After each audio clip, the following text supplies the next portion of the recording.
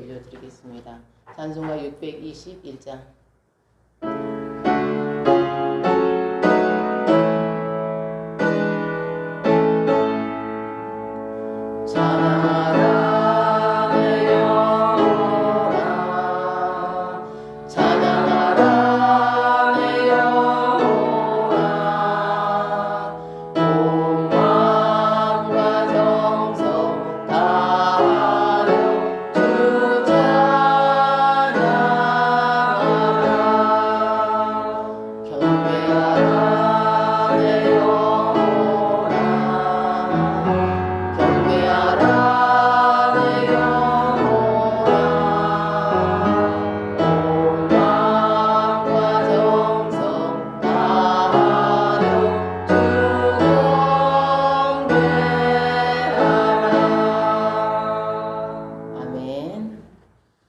내가 무엇을 가지고 여호와 앞에 나아가며 높으신 하나님께 경배할까? 사람아, 주께서 선한 것이 무엇임을 내게 보이셨나니 여호와께서 내게 구하시는 것은 오직 정의를 행하며 인자를 사랑하며 겸손하게 내 하나님과 함께 행하는 것이 아니냐. 아멘. 성삼위 하나님을 찬양합니다. 성삼위 하나님을 기뻐하며 하나님의 영광을 생각합니다. 하나님, 우리에게 가르쳐 주세요. 하나님 앞에 드리는 예배가 어떻게 영광이 될 수 있는지 저희들에게 가르쳐 주옵소서. 그래야 하나님 앞에 드리는 예배, 하나님이 받으시는 예배, 하나님을 기쁘시게 하는 예배, 하나님께 영광이 되는 예배가 되게 하시고 우리는 기쁨으로 그곳에 참여하게 하여 주옵소서. 예수님의 이름으로 기도드립니다. 아멘. 하나님께서 오늘 저희들에게 주신 말씀은 구약성경 112페이지 출애굽기 20장 18절에서 21절까지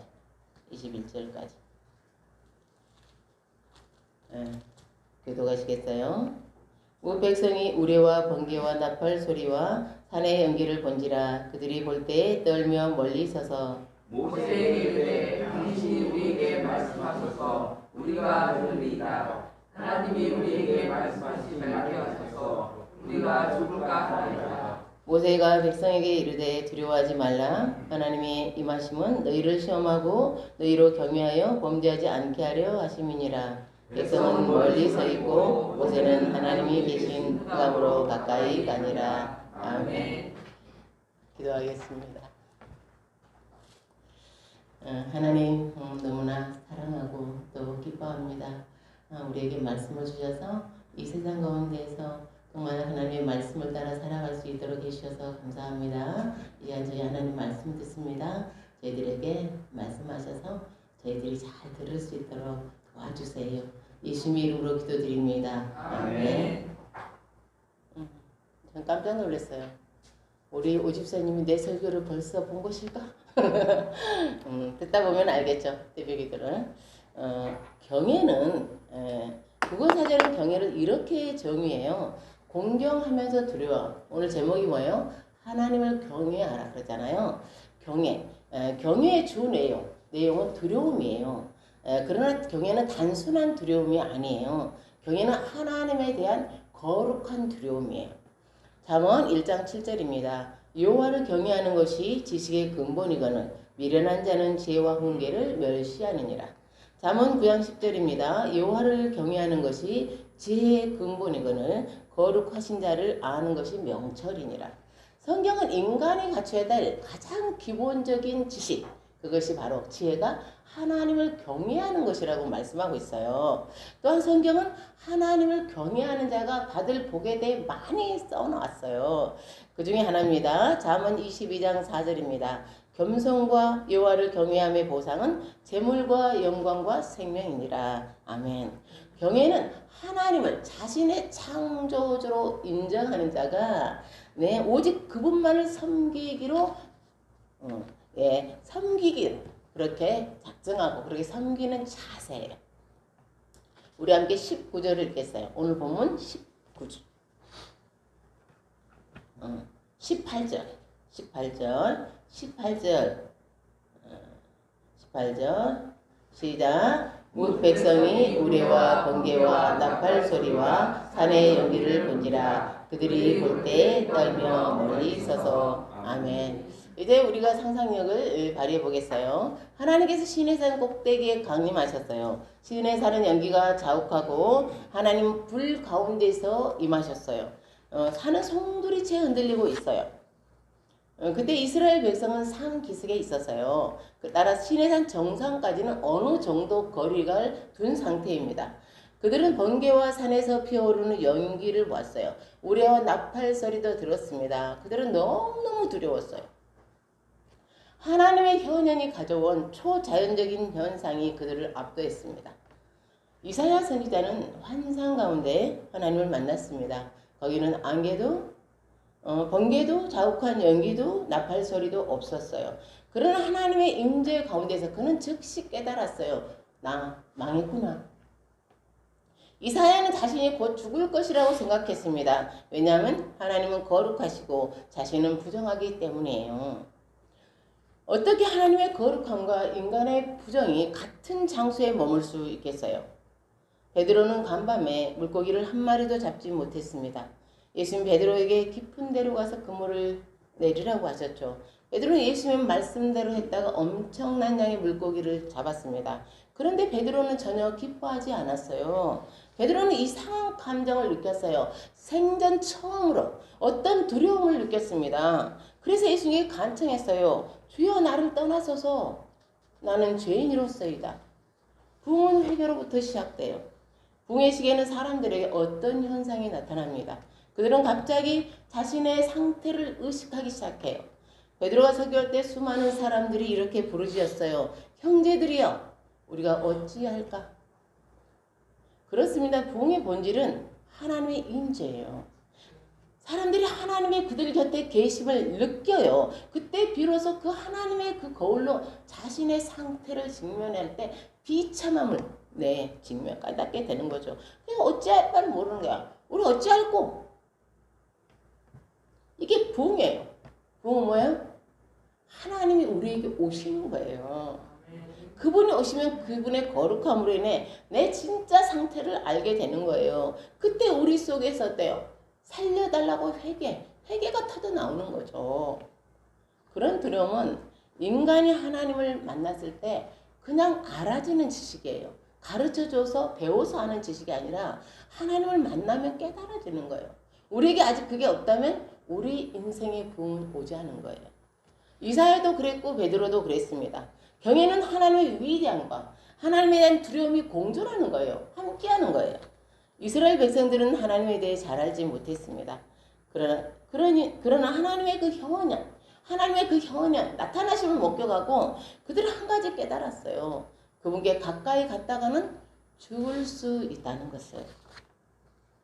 아무리 하나님이 좋은 분이라고 하더라도 그분을 만나는 게 너무너무 두렵다면 어떻게 그분 가까이 갈 수 있겠어요? 그래서 그들은 모세에게 부탁했어요. 당신이 우리에게 말씀하소서 우리가 들으리이다. 그들은 모세에게 하나님의 말씀을 전달해 달라는 거예요. 당신이 하나님의 말씀을 듣고 우리에게 와서 들려주세요 라고 말하는 거죠. 사실 모세는 이미 하나님과 이스라엘 백성 사이의 중개자였어요. 하나님께서 모세를 애굽으로 파송하실 때 이미 중개자였죠. 어떤 면에서 이스라엘 백성들은 현명했어요. 하나님의 도우심을 받되 그러나 그분에게 노출됨으로 죽을 수 있는 위험은 피하려고 했기 때문입니다.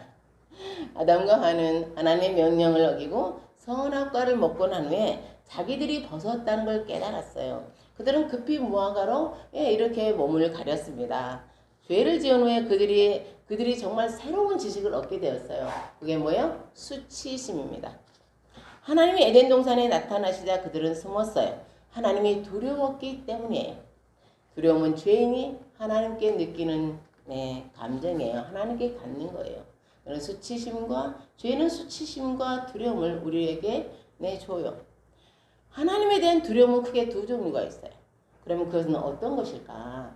첫째는 하나님에 대한 무지에서 오는 두려움이에요. 하나님을 몰라서 두려워하는 거예요. 하나님이 어떤 분인지 알지 못하는데 하나님이 어떤 분이 알지 못하는데 하나님의 능력과 하나님의 힘을 우리 발견했어. 알았어. 그럼 어때요? 그 하나님 우리 어떻게 생각하고 있어요? 무서운 분이잖아요. 마태복음 25장에는 달란트 비유가 나옵니다. 어떤 주인이 애국에 나가게 되었어요. 상당한 기간 집을 배우게 되었습니다. 그는 자기 종들에게 각각 달란트를 나누어 주었어요. 각자의 재능에 따라 금 5달란트, 2달란트, 1달란트를 맡기고 애국으로 떠났어요. 오랜 시간이 지난 후에 주인이 집으로 돌아왔어요. 5달란트 받은 종은 그것으로 10달란트를 만들었어요. 2달란트 받은 종은 4달란트를 만들었어요. 그런데 1달란트 받은 종은 1달란트 그대로 갖고 있었죠. 그는 주인이 맡긴 1달란트를 땅에 묻어 놓았어요. 그는 그 이유를 이렇게 말합니다. 나는 당신이 두려웠습니다. 마태복음 25장 24절의 5절이에요. 당신은 굳은 사람이라 심지 않는 데서 거두고 해치지 않는 데서 모으는 줄을 내가 알았으므로 두려워하여 나가서 당신의 달란트를 땅에 감추어 두었나이다. 여기서 굳은에 해당하는 말은 완고하고 거칠다는 거예요. 그는 주인에 대해서 어때요? 완고하고 거칠다고 생각했어요. 그는 주인에 대해 무지했어요. 그는 주인에 대해서 이렇게 말하죠. 씨를 뿌리지도 않고 거두고 타작도 하지 않고 알곡을 거두려고 하는 분이 당신입니다. 그는 주인이 너무 무서웠기 때문에 나는 아무것도 할 수 없었어요. 잘못 사용할까 봐 두려웠어요. 라고 말했어요. 그건 말이 되지 않아요. 왜냐하면 주인은 그에게 어때요? 1달란트를 주었어요. 뿌리지 않은 게 아니에요. 심지 않은 게 아니에요. 1달란트는 어마어마한 금액이에요. 주인은 그에게 주었어요. 심었다는 말이에요. 기독교는 계시의 종교예요. 계시라는 말은 공부해서 연구해서 알 수 있는 지식이 아니라는 거예요. 그거 뭐야? 하나님이 커튼을 무대를 우리 열 때 커튼을 열어야 이걸 알 수 있듯이 커튼을 여는 것처럼 자신에 대해서 내 구원에 대해서 가르쳐줘야 아는 지식이에요. 그래서 우리는 나 구원을 얻기 위해서 어떤 깨달음이 필요해. 그러고 돌을 닦기 위해 산에 갈 필요도 없고 그렇다고 돌을 닦을 필요도 없고 그를 따로 갈 필요도 없어요. 왜요? 하나님은 우리에게 당신이 누구신지 우리가 어떻게 구원을 받을 수 있는지 계시해 주셨기 때문이에요. 하나님 우리에게 성경을 주셨어요. 성경에는 하나님이 누구신지 인간이 누구인지 우리가 어떻게 구원을 받을 수 있는지 다 나와 있습니다. 또한 우리를 향한 하나님의 계획도 다 알 수 있어요. 그래서 누구도 나는 하나님이 누구신지 몰라. 하나님이 나를 향해 어떤 계획을 갖고 계신지 몰라. 구체적인 계획은 알 수 없을지라도 큰 그림은 알 수 있어요. 물론 성경은 박식하다고 해서 성경에 대해 박식하다고 해서 모두가 알 수 있는 모든 걸 아는 사람은 없어요. 바다에 사는 물고기는 바다를 알아요. 그러나 물고기도 바다에 대해서 모두 아는 건 아니에요. 그러나 물고기가 알아야 될 지식은 바다에서 다 취할 수 있어요. 성경은요, 우리에게 하나님이 누구신지, 인간이 누구인지, 우리에게 일어나고 있는 이 일들이 근원적인 문제가 무엇인지 다 말씀해 주고 계세요. 말씀해 줍니다. 그래서 하나님이 누구신지 나는 몰라서, 하나님이 어떻게 일하시는지 몰라서 하나님 나에게 주신 은사를 활용하지 않고 땅에 감춰두었습니다. 라는 건 안 돼요. 그거는 자기가 책임져야 돼요. 하나님 주신 은혜와 자기의 책임이 있는 거예요. 사랑하는 성도 여러분, 하나님 우리 각자에게 달란트를 주셨다고요. 은사를 주셨어요. 하나님의 공동체를 섬길 수 있도록 은사를 주셨어요. 어떤 사람은 5달란트에 해당되는 조건과 환경을 주셨어요.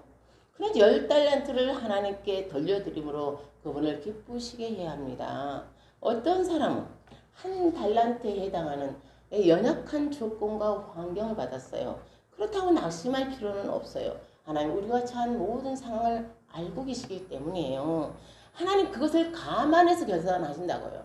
많이 받은 사람은 많이 요구하실 거고 적게 받은 사람은 적게 요구하실 거예요.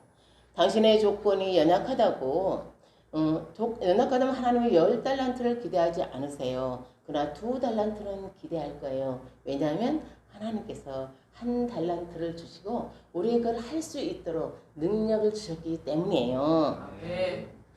당신의 그 2달란트를 받으시고 주님은 이렇게 칭찬할 것이에요. 잘하였도다. 착하고 충성된 종아.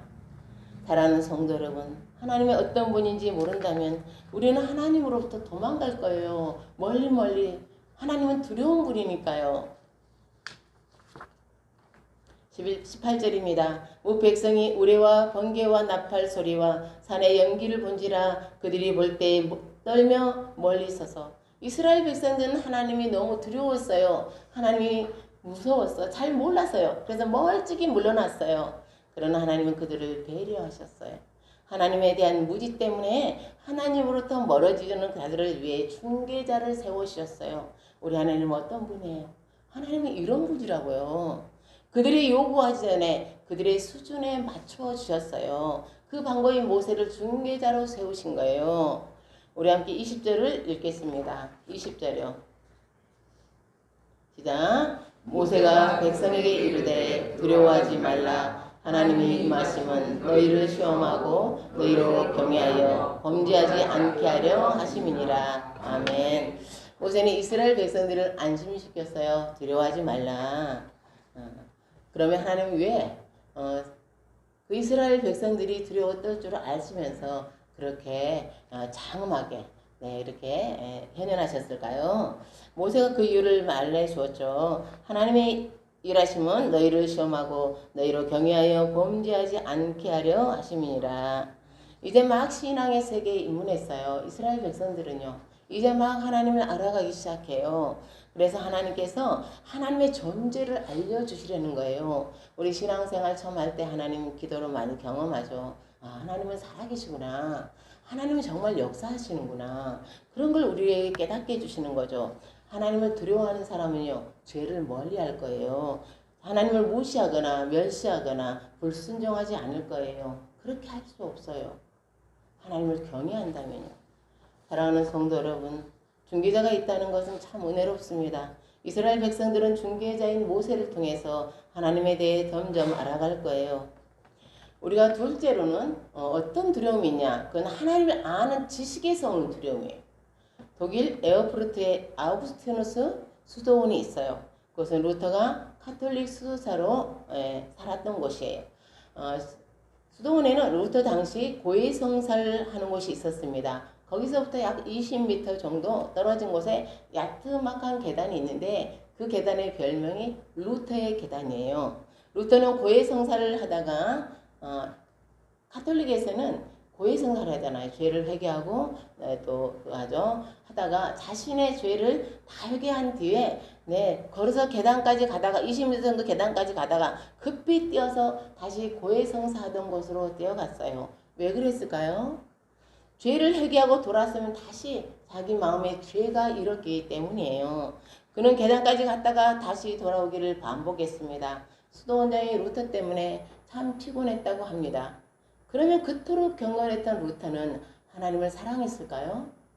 훗날 루터는 말합니다. 그때 나는 하나님이 너무나 두렵고 너무나 싫었다. 당시 루터가 알았던 하나님은 루터의 죄를 샅샅이 찾아내서 심판하시는 분이었어요.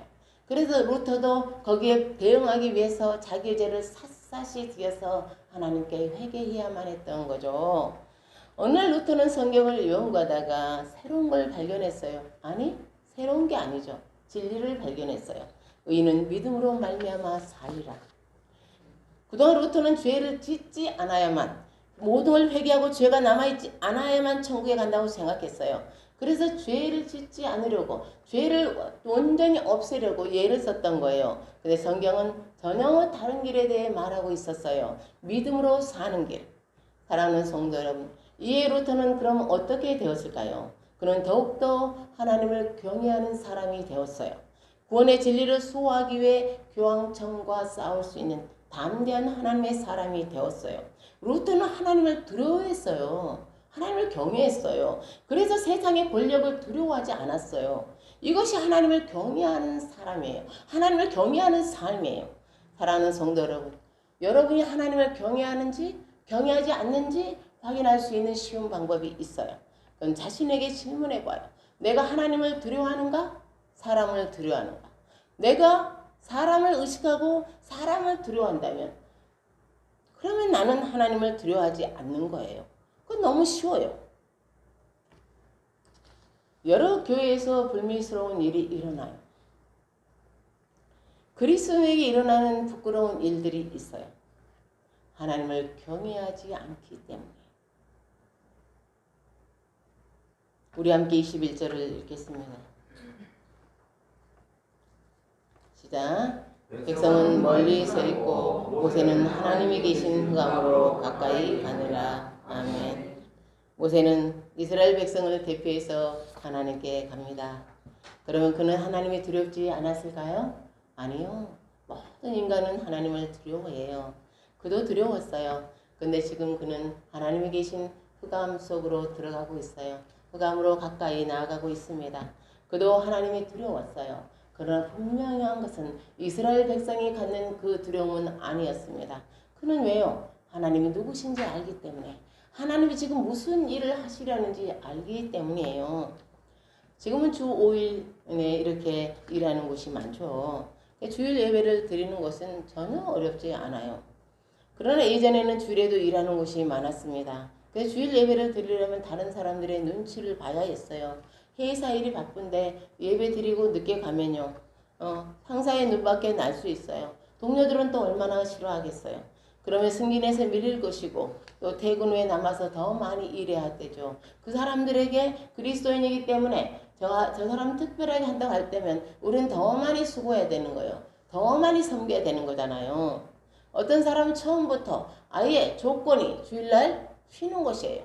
왜냐하면 조건이 좀 나쁘더라도 주일에 나는 예배를 드리겠다는 거예요. 사랑하는 성도 여러분, 그들은 왜? 아니 우리가 과거에 있었다면 우리는 왜 그런 손해를 감수합니까? 왜요? 그건 하나님을 경외하기 때문이에요. 하나님을 경외해야 한다는 게 뭐예요? 마땅히 그분에게 드려야 할 걸 드리는 거예요. 그분이 받으셔야 할 것을 그분에게 우리가 드려야 할 걸 드리는 거예요. 이사야 43장 21절입니다. 이 백성은 나를 위하여 지었나니 나를 찬송하게 하려 함이니라. 아멘. 사랑하는 성도 여러분, 우리는 하나님께서 새로 만드신 피조물이에요. 예수 그리스도의 죽음으로 빚으신 새로운 백성입니다. 그분이 우리에게 기대하시는 게 뭐겠어요? 그분을 창조주로요. 우리를 다시 재창조하신 분으로요. 그리스도의 자기 아들을 내어주고 재창조한 새로운 작품이란 말이에요. 우리에게 뭘 기대하겠어요? 사랑하는 성도 여러분, 한국교회에 하나님의 경외가 있어요? 서울평강교회에 하나님의 경외가 있어요? 오정숙 목사에게 하나님을 경외하는 게 있어요? 여러분은 어때요? 우리는 울어야 돼요. 최소한 속상하고 가슴 아파야 하는 거예요. 왜요? 우리 하나님의 영광이 땅에 떨어졌고, 아니 그분을 믿는 사람들에 의해서 하나님의 영광이 땅에 떨어졌으니까요. 하나님을 경외하는데 어떻게 죄를 즐거워하며 어떻게 세상의 편에 설 수 있어요? 어떻게 교회가 난장판이 될 수 있어요? 그럴 수는 없는 거예요. 예수님 40일을 금식하신 후에 굉장히 시장하셨어요. 그때 마귀가 나타나 욕했죠. 내가 하나님의 아들이거든 이 돌들에게 떡이 되라고 말해봐라. 마귀는 이렇게 말하는 거예요. 네가 진실로 하나님의 아들이면 야, 이 돌들을 떡으로 만들어봐. 예수님은 하나님의 아들 맞잖아요. 그러지만 예수님이 가장 필요한 게 뭐예요? 떡이에요. 마귀가 우리보다 어리석을 것 같아요? 그렇잖아요. 그러나 이 유혹을 예수님은 신명기 8장 3절의 말씀으로 어때요? 물리셨어요. 마태복음 4장 4절입니다. 예수께 대답하여 이르시되 기록되었을 때 사람이 떡으로만 살 것이 아니요 하나님의 입으로부터 나오는 모든 말씀으로 살 것이라 하였느니라. 아멘. 예수님은 성자 하나님이세요. 그러나 예수님은 철저하게 자신을 낮추셨어요. 오직 하나님의 말씀에 자신을 복종시키셨어요. 진정한 경외는 하나님을 높이시기 위해 나를 낮추는 거예요. 예수님은 하나님의 아들인 걸 증명하지도 않았고 영웅이 되려고 하지도 않았어요. 목적을 위해 쉬운 길을 선택하지 않았어요. 자신을 위해서 그 어떤 영광도 구하지 않았습니다. 예수님은 하나님의 뜻을 이루려고 오셨어요. 하나님의 방법대로요. 그게 순종이에요. 십자가를 앞에 두고 예수님 제자들과 늘 기도하던 곳으로 가셨어요. 제자들은 피곤해서 잠이 드셨습니다. 예수님이 이렇게 기도하셨어요. 아버지여, 만일 아버지의 뜻이거든 이 잔을 내게서 옮기시옵소서. 그러나 예수님의 기도는 그렇게 끝나지 않았어요. 우리를 위해서요. 그러나 내 원대로 마시옵고 아버지의 원대로 되기를 원하나이다. 어떤 순종은 할만해요. 그러나 어떤 순종은 전투와도 같아요. 그러나 분명한 것, 하나님을 알면 알수록 우리는 순종을 선택하게 된다는 것입니다. C.S. 루이스의 나냐 연대기에 나오는 대화예요. 어린 소녀 루시가 예수 그리스도를 상징하는 사자 아슬란을 만났어요. 루시는 이렇게 인사했습니다. 아슬란, 이전보다 당신이 더 커 보여요. 커졌군요. 그러자 아슬란이 이렇게 대답했습니다. 루시, 내가 커진 것이 아니라 내가 자랐기 때문이야. 그렇습니다. 예수님을 알면 알수록 그분이 커 보여요. 우리가 얻은 구원도 그래요. 우리가 구원을 알면 알수록 예수님의 순종이 커 보여. 마가복음 10장 45절입니다. 인자가 온 것은 섬김을 받으려 함이 아니라 도리어 섬기려 하고 자기 목숨을 많은 사람의 대성물로 주려 함이니라. 아멘. 예수님이 흑암 속으로 걸어가시지 않았다면, 그분이 죽음의 깊음 속으로 걸어가지 않았다면 우리가 어떻게 되었을까요? 예수님이 사망을 이기기 위해 사망에게 먹힘 당하시지 않았다면 우리를 빛 가운데로 이끌어낼 수 있었을까요? 진정한 경외는 하나님이 누구신지 알기에, 그분이 무엇을 원하시는지 알기에 철저히 자신을 그분께 드리는 거예요. 내몽골에 사역하는 박지문 선교사님 가족이 오는 수요일에 사역지로 돌아갑니다. 코로나19로 사역지를 떠나왔던 선교사님들이 속속 자기 사역지로 돌아가고 있습니다. 모든 선교지가 활발하게 움직이는 건 아니에요. 모든 선교지가 구원의 역사가 막 일어나는 것도 아니에요. 그럼에도 그들은 자기들의 곳으로 돌아가요. 하나님께서 그것으로 보내셨기 때문이에요. 사랑하는 성도 여러분, 우리가 기억해야 되는 건 열매보다 우선하는 게 순종이에요. 하나님의 뜻을 이루되 그분이 지시하신 대로 그대로 이루는 게 순종이에요. 너는 가라 하는 곳에 가는 거예요. 너는 하라 하는 곳에 하는 거잖아요. 예수님의 순종에 대해 빌립보서 2장 8절은 이렇게 증언합니다. 자기를 낮추시고 죽기까지 복종하셨으니 곧 십자가에 죽으심이라. 아멘. 하나님을 경외하는 사람에게 나타나는 표징이 있어요. 그건 순종입니다. 그것이 아니면, 순종이 아니면 도대체 무엇으로 우리가 하나님을 경외한다고 증명할 수 있습니까? 라틴어 코람데오는 하나님 앞에서라는 뜻이에요. 하나님의 눈길을 의식하며 사는 삶이죠. 그게 코람데오입니다. 코람데오로 사는 것은요, 하나님 앞에서 살아요. 하나님의 눈길을 의식해요. 하나님의 눈길을 의식하되 하나님을 모르는 사람은 하나님을 두려워하기만 하겠죠. 그러나 하나님을 아는 사람은 하나님의 그 눈길 속에서, 내 눈길 속에서 평안을 느끼며 하나님의 뜻 가운데 살겠죠. 시편 139편 1절입니다. 여호와여, 주께서 나를 살펴보셨으므로 나를 아시나이다. 아멘. 다윗의 이 고백은 코람데오 삶에서 나온 거예요. 하나님을 경외하는 삶, 코람데오의 삶을 살아갈 때 우리 어떤 순간도 후회함이 없을 것입니다. 하나님을 의식하세요. 그러나 그 하나님을 더 알아가세요. 그러면 그 의식이 하나님을 사랑함으로 응답이 될 것입니다. 하나님을 경외함으로 그분 앞에서 기뻐하며 순종을 온몸으로 체득해가는 저와 여러분 되기를 예수님의 이름으로 축복합니다. 아멘. 이제 다 같이 일어나셔서 595장 부르시고 축도함으로 예배를 마치겠습니다.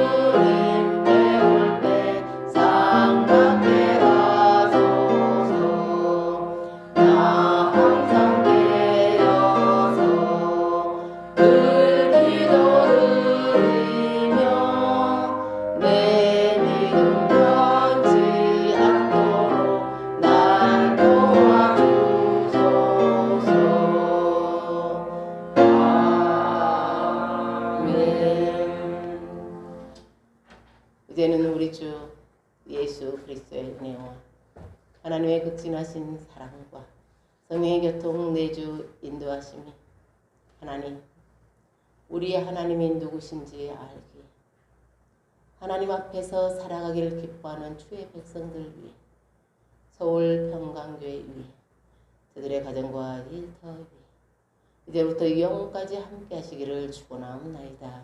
아멘.